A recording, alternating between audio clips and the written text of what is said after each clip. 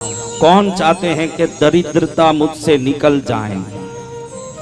कौन चाहते हैं कि दुख मेरे से निकल जाए?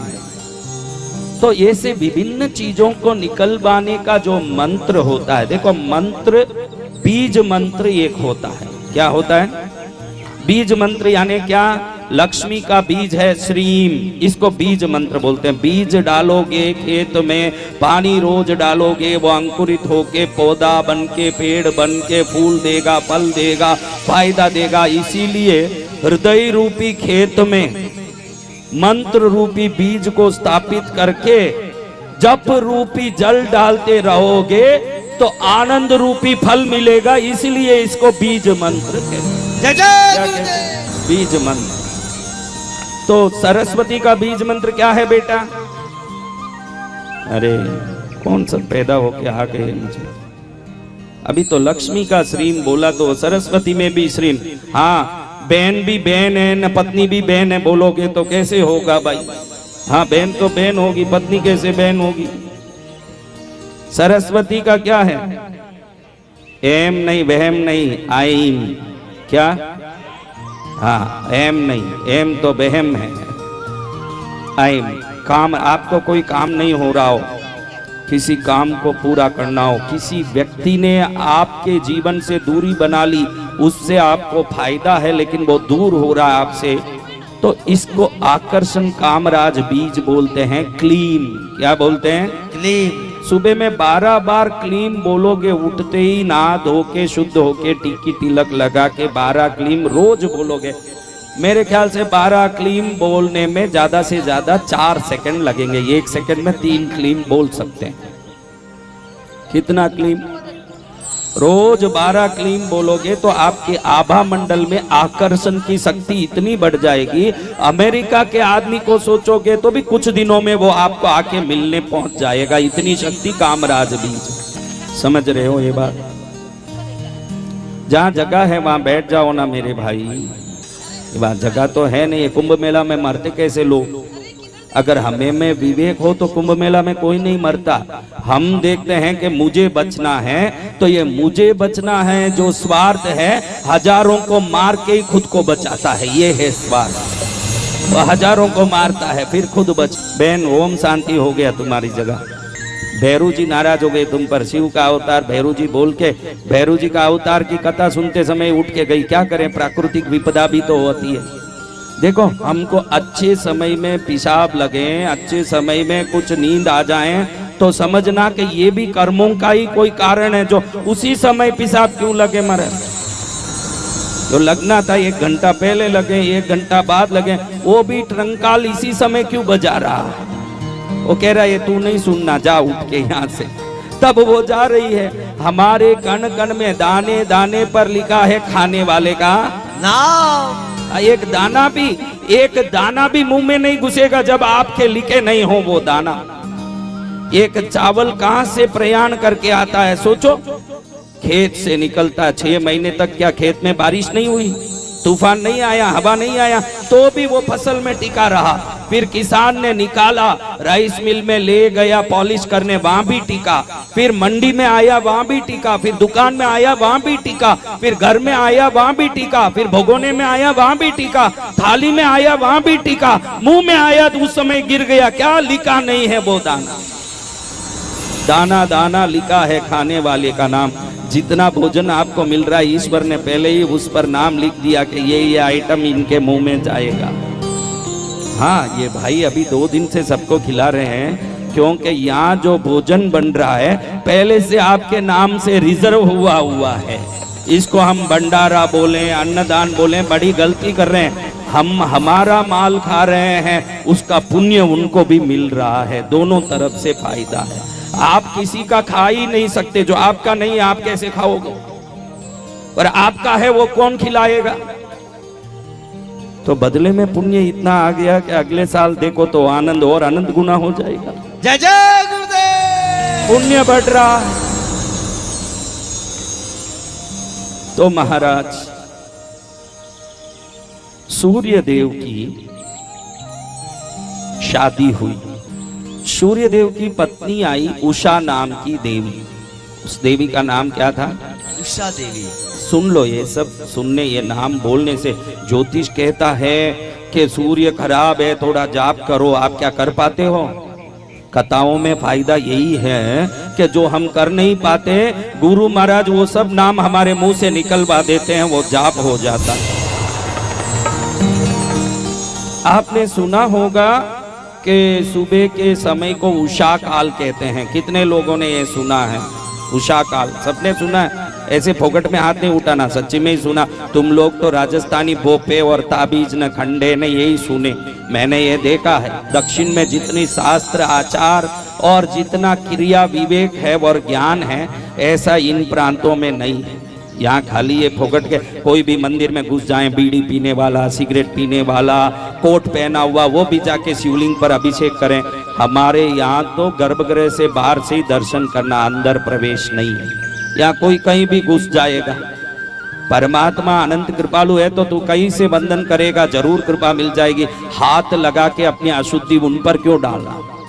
अब सूर्य देव की विवाह हुई। देखो, सुबह में जो उषा काल कहते हैं, सुबह सुबह जब सूर्य उगता है एकदम लाल रंग का होता, फिर धीरे धीरे वो स्वर्णरही रंग में बदलता जाता है। ये जो प्रथम लाल किरण है, ये उषा देवी के शरीर से निकलने वाला किरण है। ध्यान रखना, इसको उषा काल कहते हैं। उषा काल यानी सूर्य पत्नी उषा का समय, इसीलिए वो उषा काल है। आज समझ लो, ये क्या काल है? उषा काल। तो अब वो जमाना, भाई तेरी शादी हो गई बेटा, तूने ही तो अभी कुछ रिपोर्ट किया। तुझे मैं बोलता हूँ, शादी करने के पहले तूने अपनी पत्नी को देखा, उससे बातें की, सब समझा, बाद में पसंद आई, फिर तय किया। सही है क्या? ये कलयुग है महाराज। इधर लड़का लड़की से ताज होटल में, मेरिडियन में कहीं मिलता है पहले, फिर ये कहता है कि मुझे ऐश्वर्या राय बहुत पसंद है, वो कहती है मुझे अभिषेक बच्चन बहुत पसंद। अरे नालायक, तुम एक दूसरे को पसंद करने गए, वहां दूसरी पसंद की बातें क्यों कर रहे हो? हाँ, आज की औरतों का तो मुझे समझ ही नहीं आता। ये तो मेरे सामने आई है इसलिए अच्छे से घूंघट पिंगट निकाल के आई है। अभी यहाँ माउंट आबू जाना हो तो यही औरतें जीन्स पैंट पहन के, टी शर्ट पहन के निकलने वाली औरतें। संस्कार आज सिर्फ कथा मंडप तक रह गए। हाँ, कथा मंडप में बहुत जोरदार संस्कार दिखाएगी। यही मैं कई बार देखता हूँ कि इस औरत को कहीं देखा है, हाथ जोड़ के कहती है गुरुदेव आपसे दीक्षा ली ना, गुरु दीक्षा। मैं ही वो मालिनी हूँ कि मालिनी तुझे माला पहराऊं, ऐसी कैसी हो गई भाई तू? हाँ, स्वरूप दिखा रही है। इतना ही नहीं, आप ध्यान रखो मेरी माताओं, फेसबुक में माउंट आबू के शिखर पर खड़ी हुई, पत्ती के कंधे में हाथ डाल के, कूलिंग ग्लास पहनी हुई, टी शर्ट जीन्स पैंट पहनी हुई, सेल्फी फोटो फेसबुक में अपलोड कर रही है, I am with my husband in mount Abu. क्या कर रही है?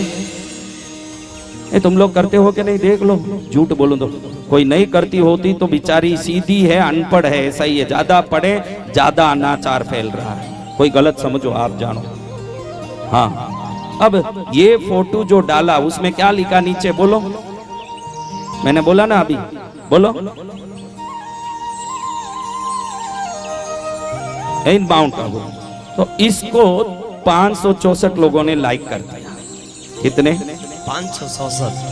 अब ये पति को लाके दिखाती है, देखो मेरे फोटो को 564 लोगों ने लाइक किया, वो भी अंगूठा दिखा के वंडरफुल। अरे मूर्ख, तेरी पत्नी को तू 564 लोग लाइक करने नहीं लाया है, तू लाइक करने लाया है। और जिसको 564 लोग लाइक करें उसको वेश्या कहते हैं, पत्नी नहीं कहते। पत्नी वो नहीं जिसको 564 लोग लाइक करते होंगे, पत्नी वो होती है जिसको पति लाइक करता होगा। ये संस्कार सब जब मिटेंगे तो भारत की सनातन परंपरा और संस्कृति की सुरक्षा बनी रहेगी। ये जरूरी भी है। खुश हो गए, इनकी पत्नी ने डाला होगा, कुछ न कुछ डाला, क्योंकि बदला वहां नहीं ले सकता है तो कम से कम यहाँ हंस के लेता है बदला, कि चलो मैं हंस लेता हूं थोड़ा। जो भी आदमी भजन में ज्यादा कूदे ताली बजाएं तो मैं बहुत अनुभव से जान लिया कि वो भगत नहीं है। जिसके हाथ पैर पत्नी से घर में बंधे हैं वो यहाँ खोल खोल के नाचता है। हाँ, वहां कुछ नहीं कर पाएगा, तो यहाँ आके थोड़ा नाच के दिखाता है कि देखो मैं कैसा हूं, कि पग घुंघरू बांधे मीरा नाचे। तो समझ लो महाराज कि सूर्यदेव की पत्नी मीटिंग हो, फिर सेटिंग हो, फिर शादी रूपी फिटिंग हो, फिर 6 महीने में कटिंग भी हो। वो जमाना नहीं था। बड़े लोग तय करते। आप में भी कोई ऐसी औरत हो सकती है कि शादी के पहले पति को देखा ही नहीं, ऐसे भी कोई अभी हो सकते हैं जो शादी के पहले पति को देखा तक नहीं था। पिता ने जो बोला वही परम वाक्य। ध्यान रखना, रामायण बहुत सुनते हैं और हम राम को आज्ञाकारी मानते हैं। आज भी उस परंपरा में कई भाई बहन हैं जो अपने माता पिता के आज्ञाकारी बनके उन्होंने जिसको दिखाया उसके साथ शादी किया, आज भी है। सत्य। राम ही नहीं आज्ञाकारी, उनका वंश आज सनातन धर्म आज्ञाकारी ही है। देखो इतनी बहन हाथ उठा रही है, हमने हमारे पति को कभी नहीं देखा शादी के पहले। कौन कौन है वैसी बहनें? इन बहनों के लिए ताली बजाओ। और मैं लिख के दे सकता हूं कि इन बहनों के जीवन में ज्यादा खुशी है। इन बहनों के जीवन में ज्यादा खुशी है क्योंकि ये पति कोई नहीं लेके आई, माँ बाप का आशीर्वाद भी लेके आई है। आज के बच्चे बच्चियों में माँ बाप की हाई पड़ती है। माँ बाप किसी को कहें, ये कहें बच्ची को माँ बाप कहते देख बेटी शालिनी अच्छा बच्चा इससे कर ले, ये बोलती है मेरे को रहमतुल्लाह ही पसंद है। हाँ, ध्यान रखो, जब हमारी बुद्धि विकार से युक्त होगी तभी शरीर पसंद आएगा। किसी को शरीर पसंद आ रहा है तो तुम विकारी हो, संस्कार पसंद आ रहा है तो तुम मनुष्य हो, दोनों में बहुत फर्क है। जय गुरुदेव। इसलिए जब विवेकानंद स्वामी अमेरिका गए तब लोगों ने सोचा कि शूट कोट बूट हैट पहन के कोई सेठ आएगा, लेकिन वो तो भगवा ड्रेस पहन के हम जैसे कोई साधु पहुंच गए। उनको लगा कि you are very simple, we thought you should wear a decent dress. आप बहुत सभ्य रूप से प्रस्तुत होगे, हमने ये सोचा, हमने नहीं सोचा कि आप ऐसे आ जाओगे। विवेकानंद स्वामी आश्चर्य में पड़ गए कि सभ्यता का अर्थ थोड़ी शूट कोट बूट होता है। विवेकानंद स्वामी ने जवाब दिया, भैया अमेरिका वासियों, आपकी संस्कृति को आपका दर्जी तय करता है, भारतीय संस्कृति को हमारा संस्कार तय करता है। दोनों में बहुत फर्क है। भारतीय संस्कृति को हमारा संस्कार तय करता है। भारतीय संस्कृति किसी दर्जी से तय नहीं होती। उदयपुर में भी मैं देखता हूँ, इन प्रांतों में, मालवा में, मेवाड़ में लोग बड़े शूट कोट बूट पहन के बड़े यूं रोब से आते हैं। ध्यान रखो, किसी दिखावे से ज्यादा आपके अंतर मन खुश है या नहीं टटोलो। वो खुशी का सही रास्ता किधर है उसमें चलो, तब जीवन सार्थक होगा।